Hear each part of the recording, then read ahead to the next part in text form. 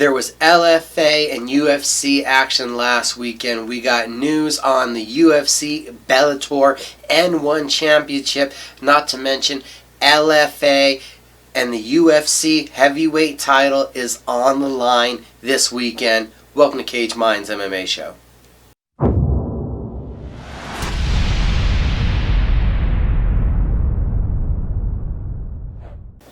Starting off with LFA 102 taking place last weekend, the second event in Shawnee, Oklahoma. Start off with the main event. Featherweight prospects meeting, and it was Bruno Silva, the black belt in karate, with a couple more crisp right hands, a nice heat kick up the middle, hitting the body. That one obviously a staple of the Machida game, as he's a protege of Leona Machida, and also great underhooks, stuffing the Elijah Johns takedowns to edge his way to a split decision victory. In the co-main event, even though he missed weight, Gregory Rodriguez did more than make up for it with his performance. Al Montevallo came out hard early, got on the inside, was able to land his big overhand rights. But as the round wore on, Rodriguez was able to get on the inside, put the fight against the fence, and then got into the second round, found the comfortability to let his hands go. A left hook dropped Montevallo, who fights his way back to his feet, only to get met by a right uppercut, and the ref jumps in. So we'll now see Gregory Rodriguez, the Brazilian, advance to meet Josh Furman in the LFA middleweight tournament finals. See who gets that vacant championship belt. Also, have to mention an incredible finish from Alberto Rodriguez. A right hook drops Chris Met, and then you saw the great swarming punches, the upset victory. We'll go on up to Saturday, where we had UFC Fight Night, Brunson versus Holland. You had the veteran wrestler in Brunson, knockout power in both hands, who had been a staple of the middleweight division now for about 8 years, taking on the 2020 Fighter of the Year. Kevin Holland went 5-0, only fighter in the UFC to do that. Also, Kevin Holland, nicknamed Big Mouth, the guy that was synonymous for the trash talk that he was doing, not before fights, but even during them. Well, he would live up to that moniker, Holland, and talk all the way through this one. That would go the full 25 minutes, but it would be the veteran skills and the wrestling ability of Derek Brunson that would make the difference. There were some few tenuous moments in the fight. In the second round, it looked like Holland had Brunson hurt before Brunson got the takedown and nearly found a head and arm choke. Fifth round, knowing he's down on the cards, Holland again came out hard, looked like he had things starting to go his way, maybe would be on the verge of a finish, and then found himself on bottom. Derek Brunson, the wrestling, the veteranness, the sticking to a game plan, and the having 100% focus for the entirety of the fight that paid off huge dividends. It's now a 4-fight win streak for Derek Brunson. It was 15 minutes of control time, and it was 6 takedowns in all, getting the job done. In the co-main event, that's where we saw fireworks. Both guys came out swinging for the knockout, and it was Max Griffin staying behind his jab, a leg kick, knocking Song Kenan off balance, and then it was a jab right hand by Griffin that puts Kenan down. You saw Griffin with one more follow-up shot that was probably unneeded and looked like it might have landed to an illegal area. But for the moment, overlook that. A great 1-2, a spectacular finish. That's a second straight knockout from Max Griffin, who's continuing to work his way up and really trying to get into the mix now here in a stacked 170-pound division. On short notice, coming up big with the upset, you saw Monstretta Cornero be able to out-wrestle Cheyenne Bays. It was a head and arm throw in every round that earned 9 minutes of top control from Cornero, and hopefully we'll get a little bit of clarity to the fracas that happened after the fight, where it looked like Cornero maybe said something, possibly spit Torres Bays. That's what she's accusing Cornero of. Hopefully there's some action made from the commission, and we can have some clarity to what was kind of a little chaotic scene after the fight. But Cornero, on short notice, as the underdog, that was a big upset. We also saw a big performance, again from Adrian Yanez.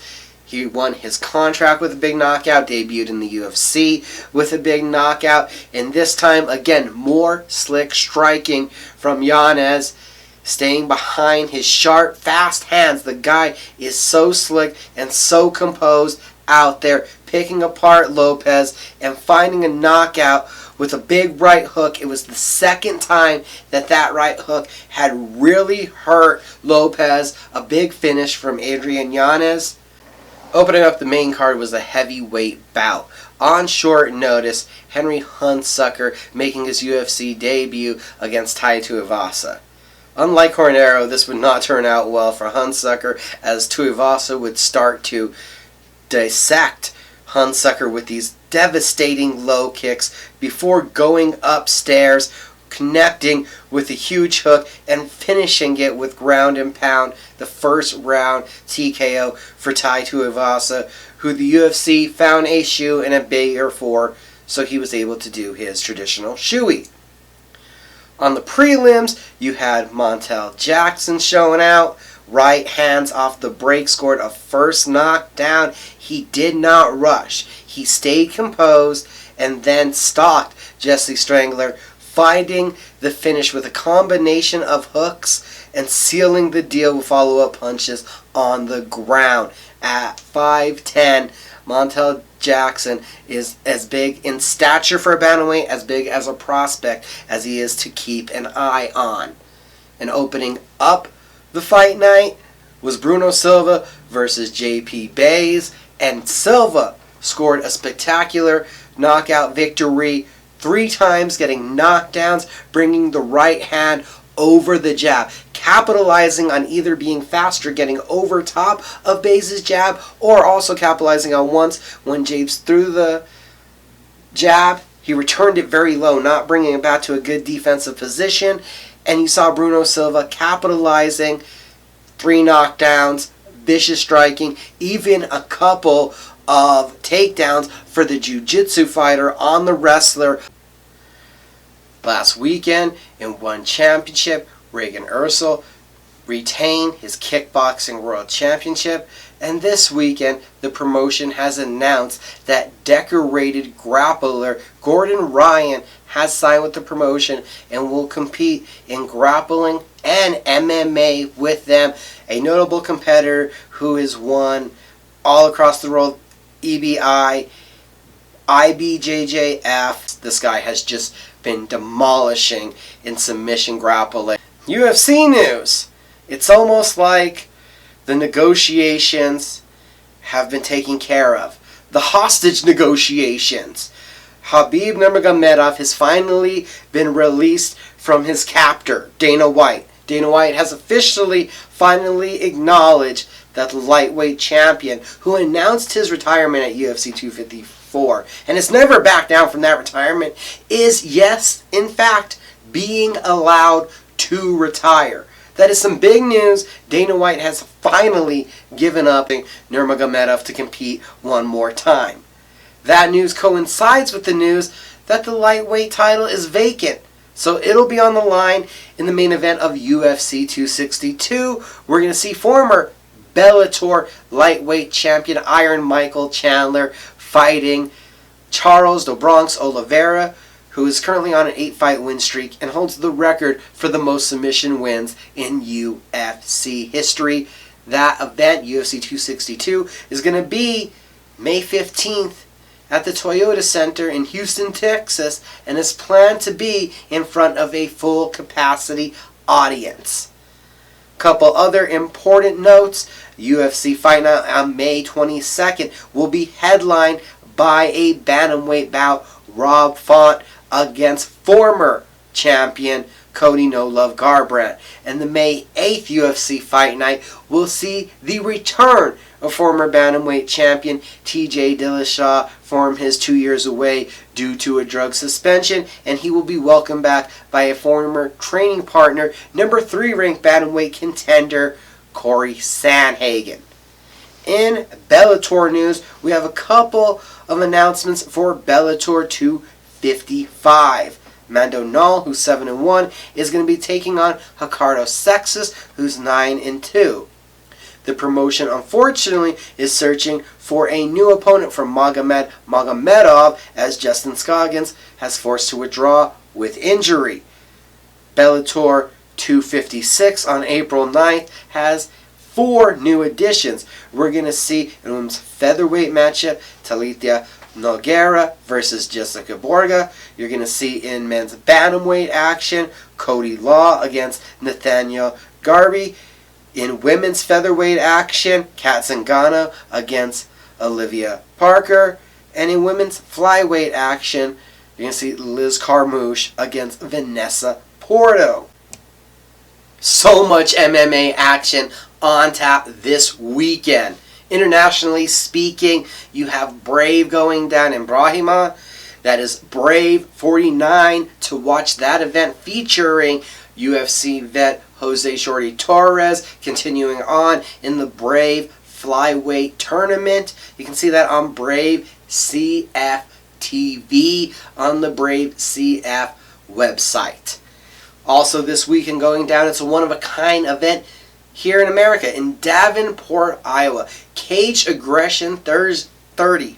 It's going down Thursday, Friday, and Saturday. So that's the 25th, 26th, and 27th.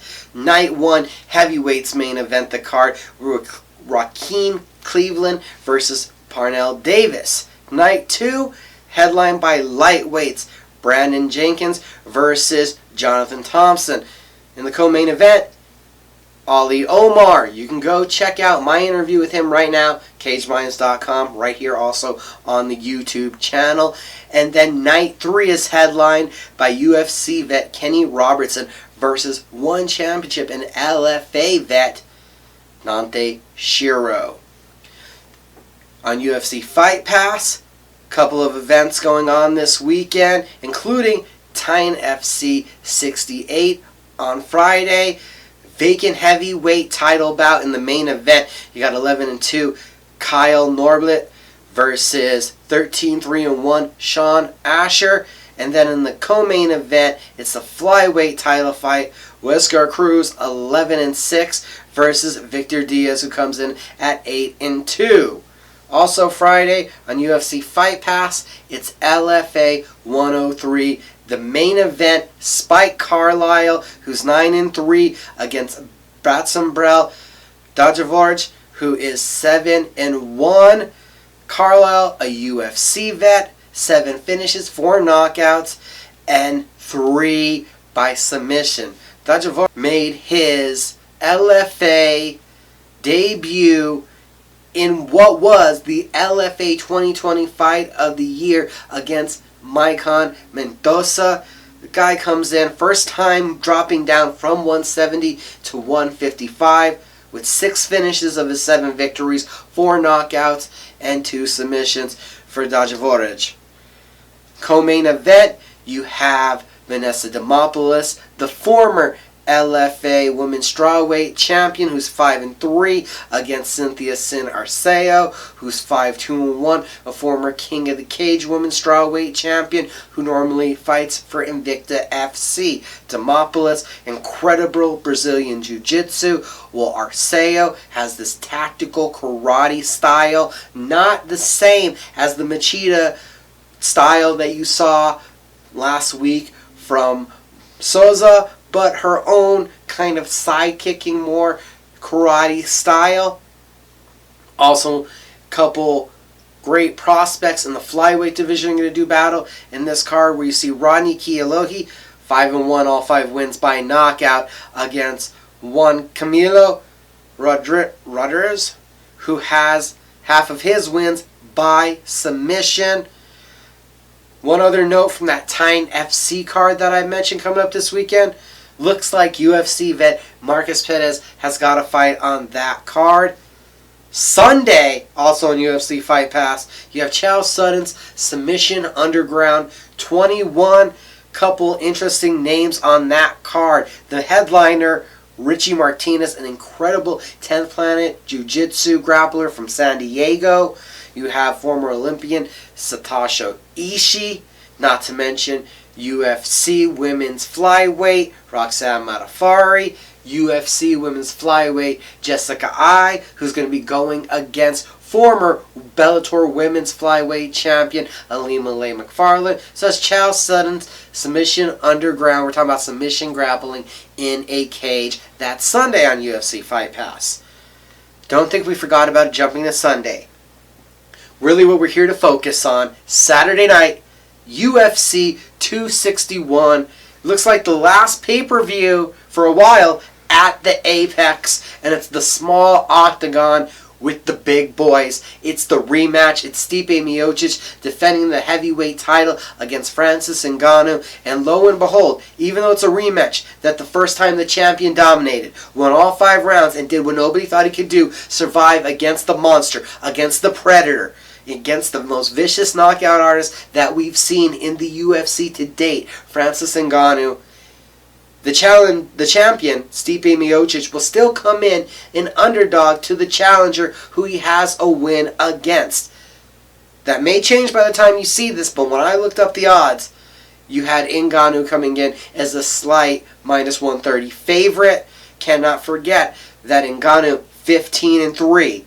He lost to Miocic and then had a mental block against Derek Lewis. And since then, we've only seen Ngannou in the cage for about 3 minutes and 4 victories. 4 knockouts of Cain Velasquez, of Curtis Blades, of Jairnyo Rozenstruik. Again, destruction is what we have seen from Ngannou, who has finishes in all 10 of his UFC wins, and 9 of the 10 have come by knockout. While on the other side, you have the champion, Miocic. He's coming in off of solidifying himself as the greatest heavyweight in UFC history with winning the trilogy over Daniel Cormier. Miocic has 15 wins by knockout, 2 submissions. He's won his last 2 by knockout, won 8 of his last 9 overall.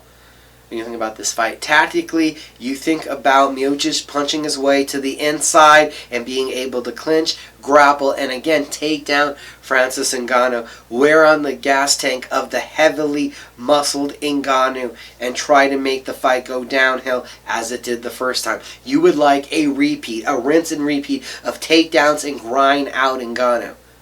But for Ngannou, it's how much has that takedown defense improved? Can you get the underhooks? Do you understand when to put head pressure, when to go to the underhook, what to do? If he does, it's just one punch, as it's been all these other fights. It's just one big right hand, an overhand right that's been so deadly, or an underhook. It's been an overhand right that's been so deadly. It's been an uppercut that's been so deadly.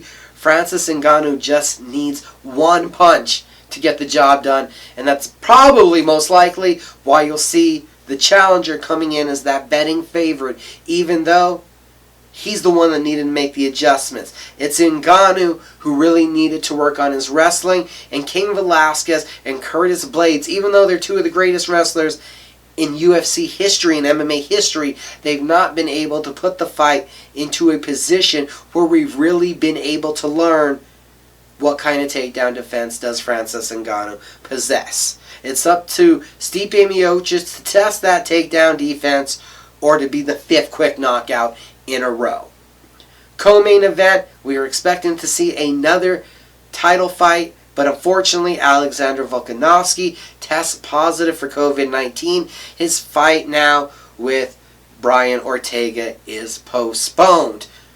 Jumping into the co-main event, looks like that will be the former welterweight champion of the world, Tyrone Woodley. He's on a 3-fight skid, but he does have 12 finishes, 7 by knockout, 5 submissions, an incredible overhand, a tight guillotine. He's taking on Vicente Luque. Luque 19-7-1. And third of the last 4 fights for Woodley. This will be an opponent coming out of the Henry Hoof Blackzilian Sanford MMA camp. Luque has won 8 of his last 9 back-to-back wins by knockout over Nico Price and Randy Brown. Got to mention those names because while they're fantastic prospects, they're not really on the level of a Tyrone Woodley. So this is a step up in competition and a big opportunity for Luque, who does come in as a finisher. 17 finishes of his 19 wins, 11 by knockout. Incredible bantamweight prospects meet in the feature fight of the pay-per-view. Thomas Almeida, 22-4, 21 finishes, 17 of them come by knockout. He's taking on Sugar Sean O'Malley. O'Malley has finishes in 9 of his 12 wins. 8 of those finishes have come in the first round, and overall he does have 8 wins by knockout. In the lightweight division on that pay-per-view card, you're going to see Jamie Malarkey, who is 12-4 with 11 finishes, 8 of them by knockout, taking on Kama Worthy. He has 16 wins, 12 finishes, 9 by knockout. I think that one gets placed in the pay-per-view because you're expecting to see somebody go to sleep. And it opens up with a fight that is sure of being fireworks right from the get-go to the pay-per-view. In light heavyweight action, Alonzo Menefield, 9-2, 8 knockouts, 7 first-round finishes, takes on William Knight. Knight comes in 9-1, 8 knockouts, 5 first-round finishes. A lot of fun stuff to like on this card. Not to mention, on the early prelims, you can see number 15 in the women's flyweight division, Jillian Robertson, taking on former Invicta FC champion Miranda Maverick, and also former Invicta FC women's atomweight champion returns. First time we're going to get to see Jessica Penne in a long time in a strawweight bout against Goldie Hawn. So a lot to love about this UFC 261 on pay-per-view, and it's the heavyweight title on the line. I'm excited to see, does Miocic get the job done one more time, or does Ngannou finally rise to the place that so many people have expected him to go? You know the drill already. Please subscribe to the channel. If you can, like this video and share it across your social media. Also, keep up with Cage Minds on social media. Cage Minds Combat Sports News on Facebook, at Cage Minds MMA on Twitter, and at Cage Minds_CSN on Instagram. This is Cage Minds MMA Show on the Cage Minds MMA Show on YouTube. Also check out the podcast, Cage Minds, on Anchor FM. As always, appreciate you watching.